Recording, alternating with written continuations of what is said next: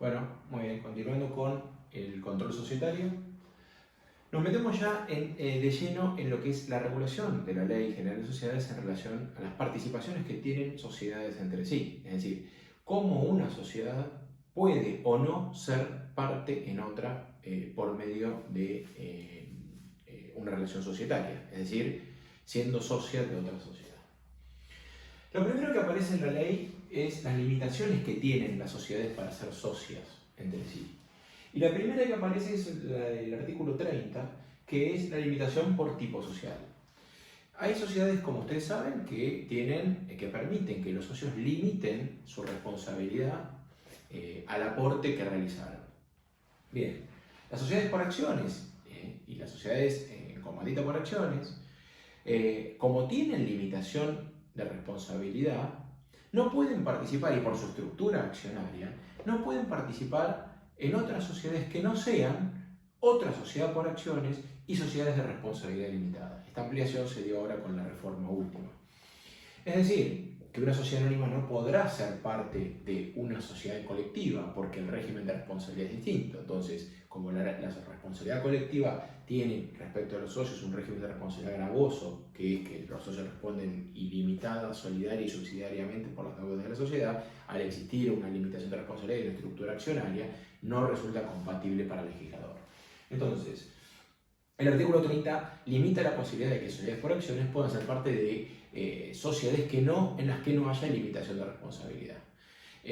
Obviamente que debe caer de perogrullo que al ser por acciones también incluye la posibilidad de que sí sean accionistas de sociedades comanditas por acciones en la parte comanditaria, sociedades anónimas, sociedades de responsabilidad limitada y las sociedades por acciones simplificadas, que no está dentro de la ley de sociedades, pero que no está orgánicamente dentro, pero claramente se trata de un tipo social por acciones regulado externamente.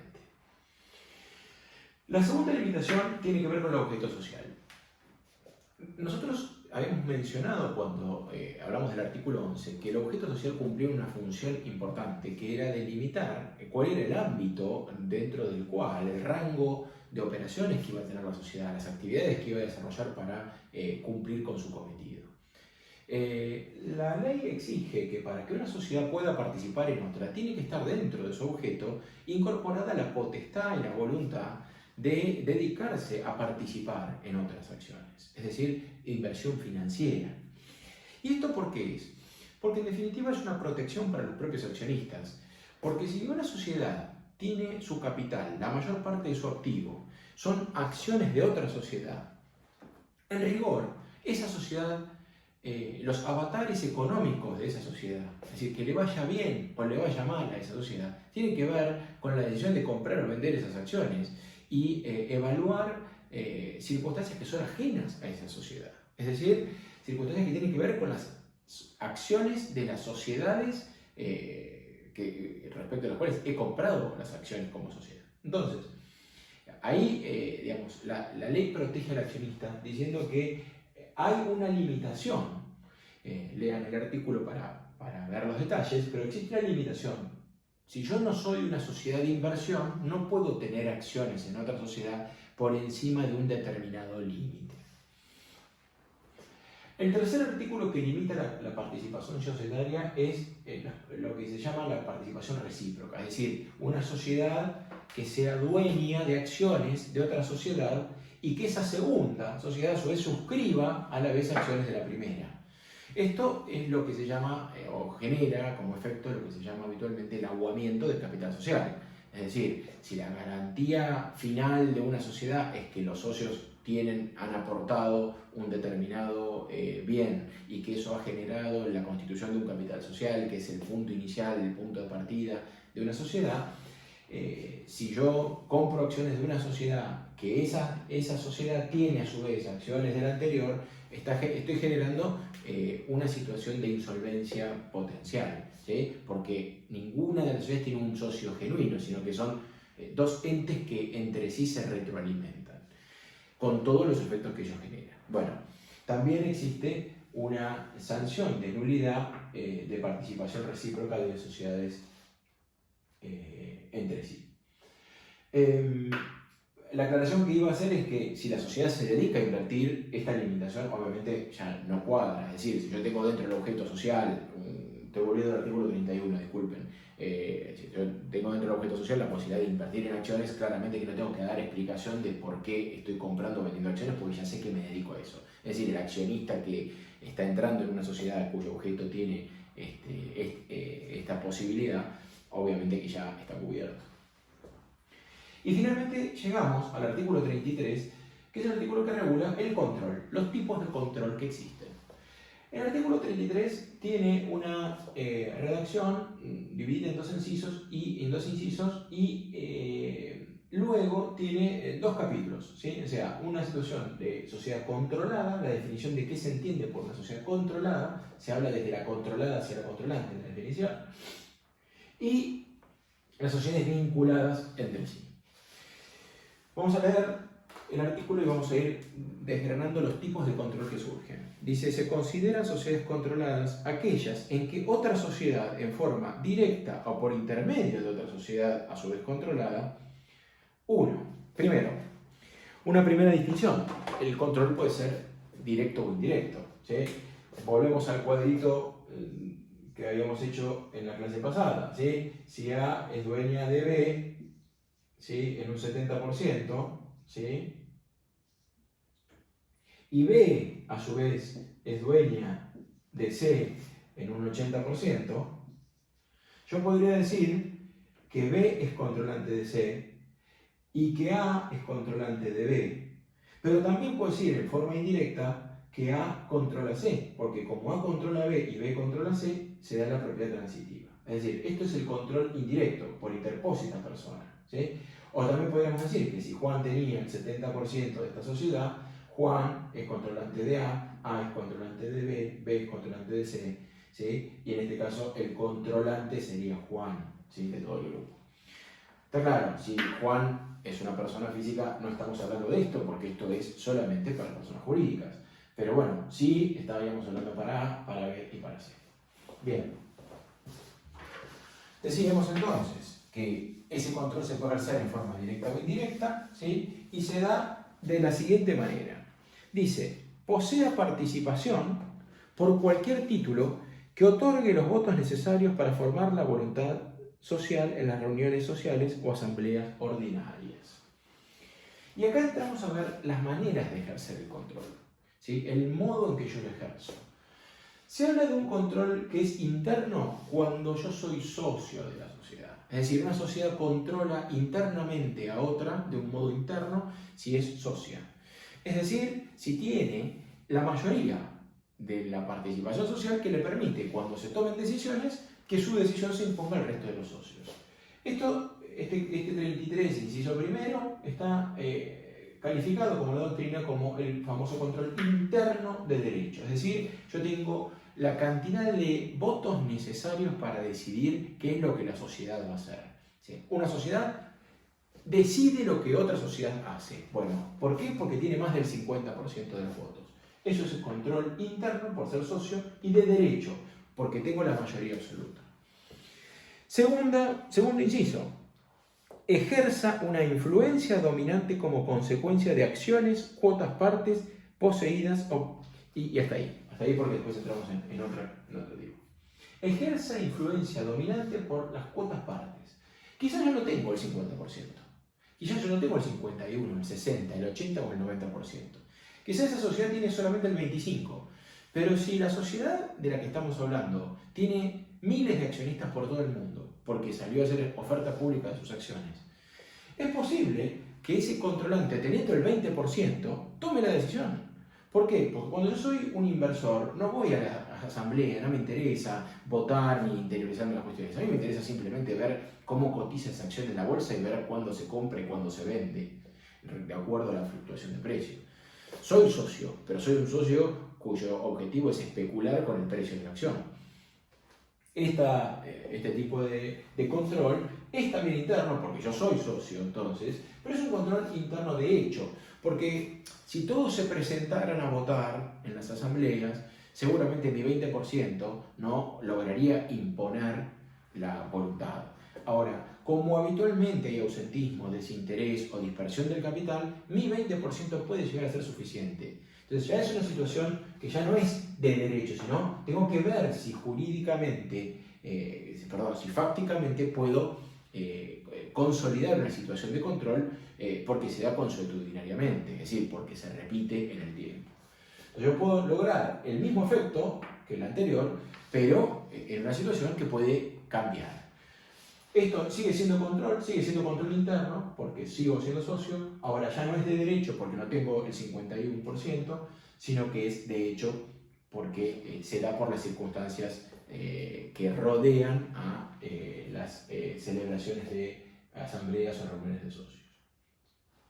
Y el último inciso, el último tramo del segundo inciso del artículo 33 dice que la influencia dominante también puede ejercerse como consecuencia de los especiales vínculos existentes entre la sociedad.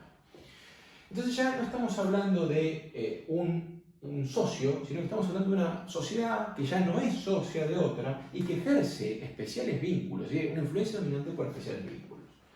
Un ejemplo podríamos decir, si yo quiero distribuir y vender vehículos de una determinada marca, o quiero vender nafta de una petrolera, o quiero vender determinados productos digamos, que tienen una marca ya consolidada y establecida en el mercado. Yo voy a firmar un contrato. Como sociedad puede ser que yo firme un contrato, por ejemplo, de franquicia comercial, de distribución, de agencia, en donde yo vendo vehículos marca Ford, marca Renault, marca Volkswagen. Entonces, para poder vender, ser concesionario oficial, yo tengo que entrar dentro de un sistema, de un esquema que ya verán con los adjuntos, que son los contratos de distribución comercial, en donde yo de algún modo me estoy incorporando a una red de comercialización que impone condiciones, digamos, unánimes, condiciones preestablecidas para todos aquellos que integran la red. Es decir, la fábrica Volkswagen se vinculará con sus concesionarios de un modo tal que todos los concesionarios tengan las mismas reglas de juego, ¿sí? Sin entrar a analizar los abusos que pueden darse en este tipo de contratos, lo cierto es que si yo quiero vender autos Volkswagen o autos Ford o autos Fiat, yo tengo que adherirme a ese sistema y por tanto aceptar estas condiciones. Y estas condiciones son condiciones realmente de dominación, como dice algún autor. Es decir, condiciones en las cuales yo no puedo contratar el personal que quiero, no puedo comprar los bienes que quiero, no puedo dedicarme a lo que quiero. Es decir, una sociedad que de alguna manera está vinculada a la otra de un modo muy especial. Es una sociedad que solamente se va a dedicar a vender autos. No puede tener esa misma sociedad explotar un kiosco, una panadería o tener acciones en un campo y una actividad agropecuaria. Las terminales automotrices, si yo quiero entrar ahí, me van a obligar a que yo participe digamos, de ese contrato, y ese contrato me obligará a mí como socio a no poder vender las acciones, a tener que pedir autorización, a adherir a un régimen de comercialización específico, a poner los precios que ellos marcan, a tener un determinado capital y un determinado patrimonio para que yo pueda formar parte de esa red de comercialización, etc. Es decir, que la sociedad madre en ese caso no es una sociedad socia de la otra, pero que determina tantos elementos fundamentales que en definitiva termina ejerciendo especiales vínculos. Bueno, hay distintas obras que tratan esta cuestión, y si bien esto es una situación también de hecho, ¿sí? Esta situación de control externo, ¿sí? También ha generado la aplicación de algunos de los efectos de este control para estas situaciones. Pero, en principio, ¿sí? La mayoría de los efectos del control tienen que ver con el control interno. Este control externo solamente puede ser de hecho. ¿Qué se trata? ¿Qué sería un control externo de derecho? Bueno, sería un contrato mediante el cual los socios de una sociedad le dan a otra sociedad la posibilidad de que tome decisiones, de que designe su órgano de administración y representación, que tome todo tipo de decisiones económicas, que pueda de alguna manera tercerizar la vida societaria en cabeza de alguien externo. Bueno, eso no es viable en nuestro derecho, entre otras cosas porque existen limitaciones para, por ejemplo, el ejercicio de las del órgano de, digamos, de la representación y de administración, que son ejercicios personales indelegables por aquellos que asumen esa responsabilidad, y algunas otras limitaciones que iremos viendo. Pero lo cierto es que ese control puede darse por una situación de hecho por las circunstancias que habíamos mencionado hace un rato. Respecto a la vinculación, es digamos, un grado menor. Esto se trata, la definición es sociedades que participen en menos del 10% del capital de la otra, ¿sí? Y hay un rango que en más del 25% deberá comunicarse, digamos, esta situación en la asamblea ordinaria, porque obviamente en el caso de que exista más del 25%, la ley considera que ya se puede estar acercando a una posible situación de control interno de hecho. Bueno, este es el modo en que la ley define los tipos de control posible, es decir, las sociedades controladas pueden ser de este tipo. ¿Cuáles son los efectos? Es decir, ¿qué es lo que la ley predica cuando se configura alguna de estas circunstancias? Bueno, el principal efecto es un efecto contable. Son estos, ¿sí? El primero es contable, respecto a la responsabilidad, fiscalización, participaciones recíprocas, extensión de la quiebra y conflicto de intereses. El primer efecto, justamente el contable, tiene que ver con que para aquellas situaciones en las cuales exista un control interno, la contabilidad tiene que de alguna manera reflejar el estado patrimonial de la sociedad controlada. Esto se llama estados contables consolidados, está en el artículo 63. En definitiva, ¿qué significa que yo consolide estados contables? Que el balance de la sociedad controlante deberá reflejar no solamente que tiene como activo acciones o participación en otra sociedad, sino que como yo controlo a esa sociedad, yo sé que todo lo que suceda en esa sociedad tiene que en definitiva que ver con mi voluntad. Entonces, en ese balance no solamente reflejo la cuota parte, sino que reflejo el estado patrimonial de la sociedad controlada. Es decir, tengo que no solamente hacer una evaluación de cuánto valen las acciones, sino explicar cuál es el desarrollo, cuál es el patrimonio que tiene la sociedad controlada. Es decir, consolidar estados contables. Esto es una manera de prevenir un posible conflicto, un posible fraude, ¿sí? Un posible abuso de la posición dominante que yo tengo respecto a la otra sociedad. Porque si no, mi balance puede dar hermoso y soy controlante y pongo que estas acciones valen tanto y después resulta que estas acciones es el patrimonio más importante que yo tengo en la sociedad y en definitiva la otra sociedad está quebrada y yo no lo reflejo en mi balance y estoy generando un ocultamiento de una situación que conozco. El segundo efecto, que ya no sería tanto preventivo sino sancionatorio, sería la responsabilidad por el dolo del controlante. Está regulado en el artículo 54, tercer párrafo, a continuación de la inoponibilidad de la persona jurídica. Y es una norma especialmente importante que les recomiendo que lean con detalle. La bibliografía en ese sentido es bastante clara, no genera conflictos, pero el principio es que aquel controlante, aquel socio que ejerce justamente una situación de control, tiene una obligación de responder por aquellos daños que provoque a la sociedad controlada por su dolo. Y va a tener una limitación que es que no puede compensar aquellos daños que ha provocado con los beneficios que se hubieran obtenido en ejercicios anteriores. Bueno, esta responsabilidad que es solidaria y limitada por todos los controlantes es una responsabilidad agravada que no importa si yo soy socio con responsabilidad limitada o no, digamos, genera una responsabilidad personalista y sin limitación para el que ejerce el control, la sociedad que ejerce el control. También aparece la inhibición, digamos, la inhabilitación de que los órganos de fiscalización, que son aquellos que controlan a los órganos de administración y representación, es decir, que de alguna manera reportan a los socios, que los órganos de fiscalización no puedan pertenecer, no estén generados con personas que estén vinculadas a la empresa controlante y controlada. ¿Por qué? Porque ese control obviamente se vería burlado. Con lo cual, cuando se habla de la composición del órgano de fiscalización de las sociedades controladas y controladas, tenemos la imposibilidad de participación por el 282, inciso 2. Ya habíamos visto que las participaciones recíprocas entre sí, sociedades que no pueden participar, controlante y controlada, bueno, para esto sirve también la calificación de control, es decir, cuando yo veo una situación de control, tengo la inhibición de participación recíproca. Esto está fuera de la ley de sociedades, pero es la posibilidad de extender la quiebra de una sociedad a otra. Es decir, que si una sociedad tiene un problema económico que lleva a que no pueda hacer frente a sus obligaciones y que finalmente se decrete su quiebra, si existe una sociedad que es controlante de esa sociedad, existe la posibilidad por el artículo 161 de la Ley de Concursos y Quiebras de extender la responsabilidad y llevarlo a la quiebra también a la sociedad controlante, porque se entiende que la voluntad de esa sociedad tuvo que ver exclusivamente o principalmente con aquello que decidió la controlante.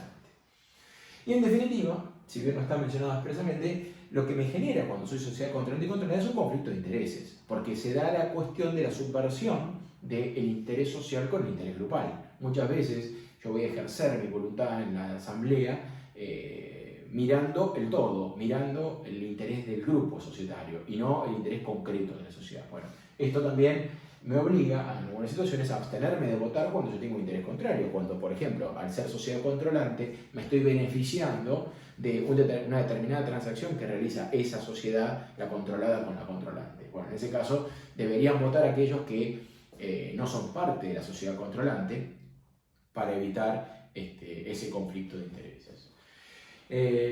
Este tema no está desarrollado en el manual de Ricardo Nissen, hay bibliografía en el Drive. Les pido una especial atención, como es un tema complejo.